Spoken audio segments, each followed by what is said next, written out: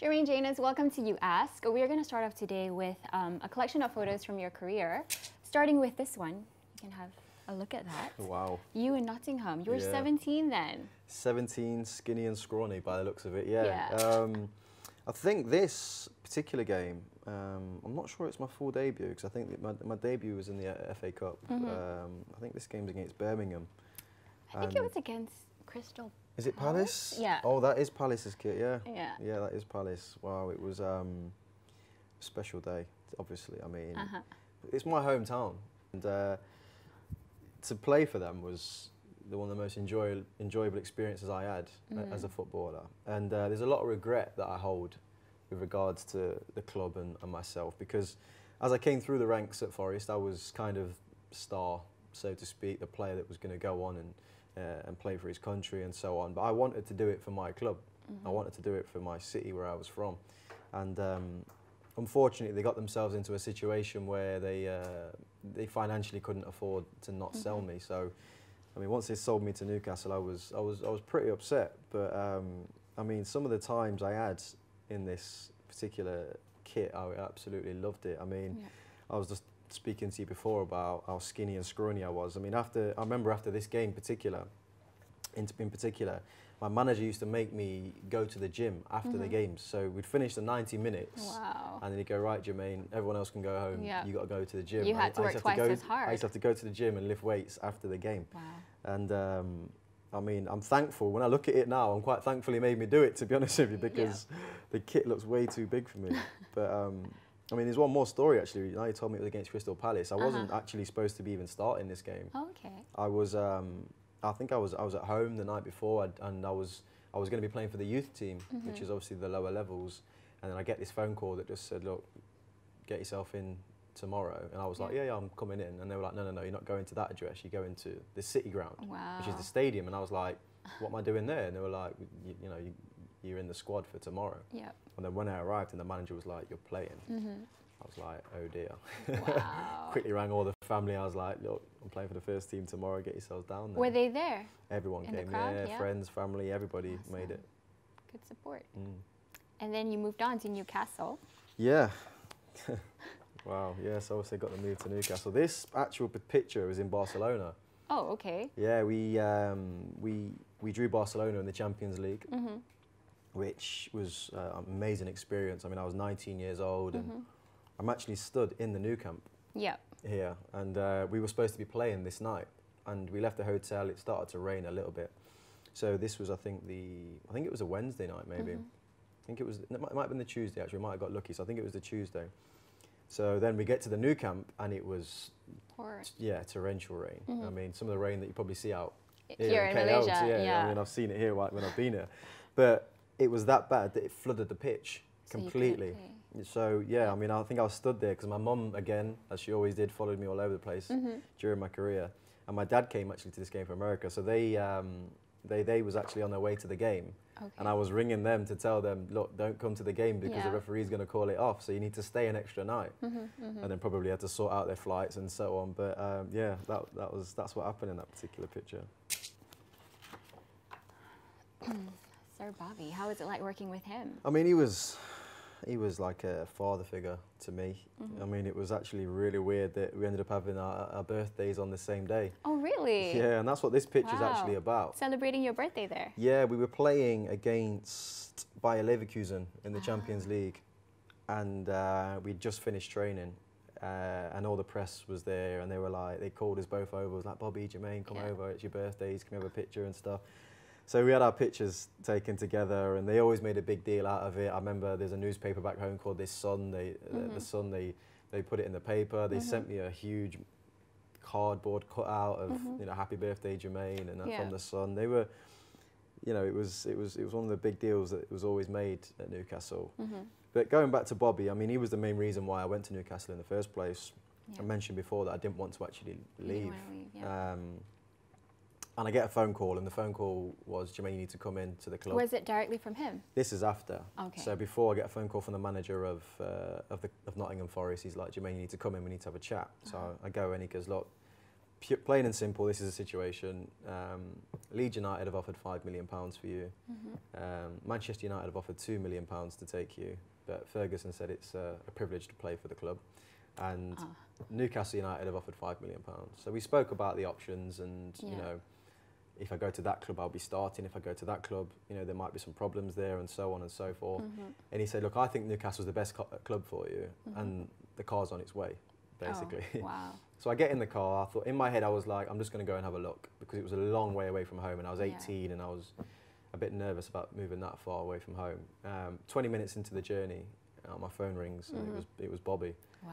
And he was just so enthusiastic. He's like, "You're right, son. You're in the car. Can't wait to meet you." You know, and it was just that enthusiasm and the fact that he wanted me that much. It was, as soon as I came off the phone, I said to my agent, "Yeah, I think you made up your mind." That's the guy. So it was that phone call. Yeah, it was that phone call. It was just that, you know, not only did he take the time out of his day to ring me. I mean, he's a legend and still is now. And you know, we had that conversation, and on top of that, he would speak to my mum, he'd speak to my sister, he would speak to my dad, make everybody feel welcome at the club. And he's the best manager I ever had. Yeah, and he's missed a lot. So.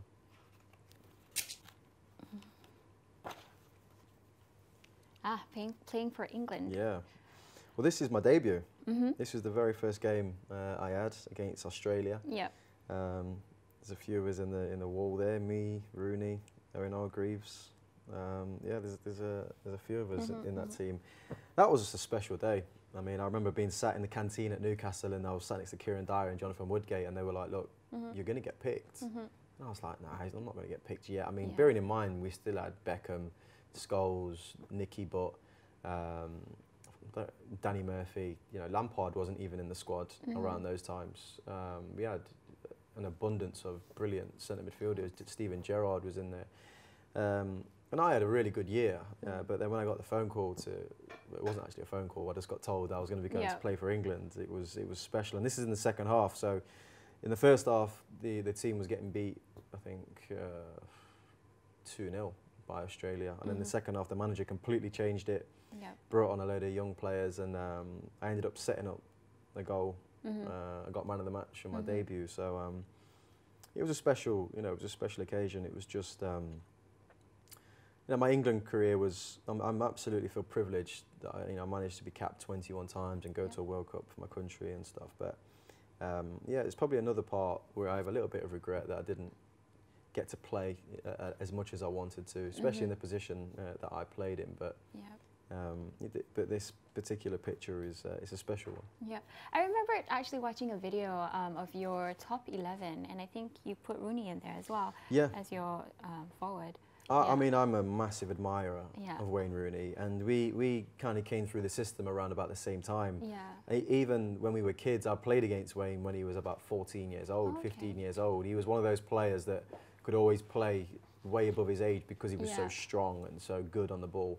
But and we played Everton in a FA Youth Cup game, and I was captain of my club, and he was on the bench at that time for Everton because he was only about 14 playing in an under-18s game. I was young myself, 16, and I scored a penalty and we were winning 1-0, and I was taking the mickey a little bit because the level was probably a little bit less than what I was used to. Anyway, they brought Wayne on, and I remember he came on like changed the game. Like an angry man, and he came and he was smashing into people exactly as you used to see him burst onto the scene. And I think it was at that point that we kind of earmarked each other. I was like, I'm going to remember you. And then when we came through the England team together, it was a nice moment, and I'm absolutely delighted because he's a lovely guy as well, Wayne. So I'm delighted that he's actually gone on to emulate what we all knew he was going to be.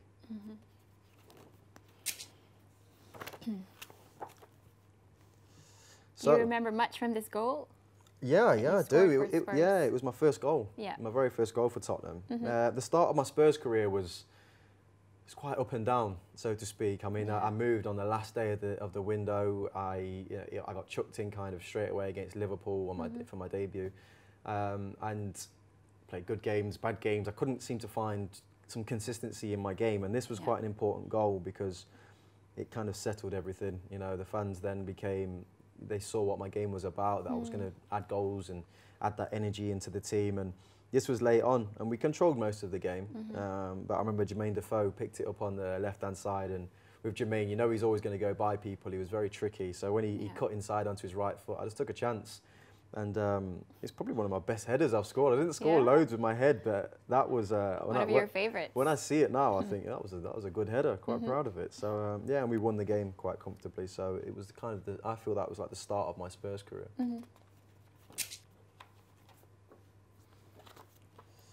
Well, yeah. What happened there? Do you remember? Yes, I do remember. That looked very painful. Yes, it was painful. So we were playing against Aston Villa, and there's certain situations in a game where I think it was from like a free kick or a corner, and my position was to hold kind of the centre of the pitch, and the ball got crossed in, and when it got cleared out, I was on my way to go and head it, and as I've gone to head it, that's basically the last thing I remember, because Juan Pablo Angel, as you can see here, he's obviously concerned.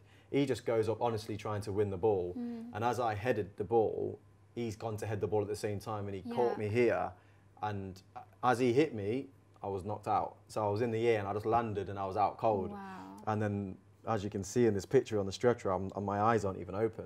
But you were aware at this point. I was aware. Yeah. I was aware. I mean, at that point, I was like, I'd came round a little bit. I was a bit dazed, like, where am I? And then, because he hit me hard, I mean, my eye was huge. And then I go into the changing rooms, and obviously I opened my eyes and I was like, what's happened? And I remember the manager, sorry, the doctor's first couple of questions, he was like, right, because what they do when you get knocked out, they have to do a test to make sure that you've got the that your memory your conscience is still there. And so what they did is they go, who we playing next week? They said to me. Did you remember? And I was there for ages, and we'd spoke about it already before the game, so I knew it was in there and I couldn't find it. But that wasn't even the scary part. Once I found it, it was Liverpool. I was like, right, it's Liverpool we're playing against. And they're like, yeah, you're playing Liverpool. They said to me, what colour did Liverpool play in? And you couldn't remember. I couldn't remember it. Oh, no. I was going, and it's a scary, scary feeling. Yeah. When, you know, all of a sudden something that's so simple as what colour did Liverpool play in red is lost from your memory. It took about an hour to come back. But when it did, I was obviously very pleased, relieved. And then they released Thank me God. and let me go home. But yeah, it's what's mad about this picture is I don't actually remember Angel coming to say like, "Are you okay?" Yeah. You know, I just remember like I said, being knocked out and then coming round a little bit, but then being in the changing room. But yeah, it's nice to see you cared. Usually in cases like this, does the player that usually hit you or whatever, do they like? After you've recovered, like, do they come up to you and like send you a message, or Not really, have you no. recovered? Not because it happens in the game. It happens all the time. It happens a lot. I think if it's something serious, like when I was at Aston Villa and I ruptured my Achilles, I was in the changing rooms and Ryan Giggs came in and he gave me a shirt and was just like, you know, don't worry, because I'd seen him previously, I think the month before on holiday, and we had a little chat and he was asking me how I was, and I told him my Achilles was a little bit sore. So when I ruptured it, he knew that we'd had that conversation, and he just kind of, that was his way of sending his best wishes, which was really appreciated at the time. So it doesn't happen a lot. I think that's enough, you know, for them to just show their concern and say, look, you know, I hope you're okay. That's all he's doing. So. Going back to Forest. Yeah, I mean, this was part of part of the plan. In my mind. It was always part of the plan. No matter where my career took me. You knew you would go back. One day I was always going to have to go back. There was too much I didn't do, too much I didn't say. You know, there was too much affiliation with that club to just leave it at 17 and go. I didn't even get to play against them. I remember every year we used to, I mean, because they were in the lower leagues then, I was in the Premier League, and then every year I'd watch the FA Cup draw or the League Cup thinking, please, let me go home, play against my hometown club. Never got the opportunity to do it. And, you know, whether I went to Real Madrid or Barca or anywhere, any of these top clubs, it was always a plan of mine to go back to Forest one day. You know, just to see the fans, to put the kit on again. And I got to do it. So it wasn't, again, under the circumstances I wanted. I was recovering from injury. But it was still nice. You know, it's the club that I love to this day. It's the club that made me the player that I am. So it was nice to put that badge back on my chest again and feel like, you know, I can give something back to the city. And, you know, I scored a great goal there. The fans sang my name every minute of every game. It was lovely. Yeah, enjoyed it. That's it. That's it for the photo book. Yeah. We are going to the next segment after this, whereby we have questions from your fans from Malaysia. Let's do it.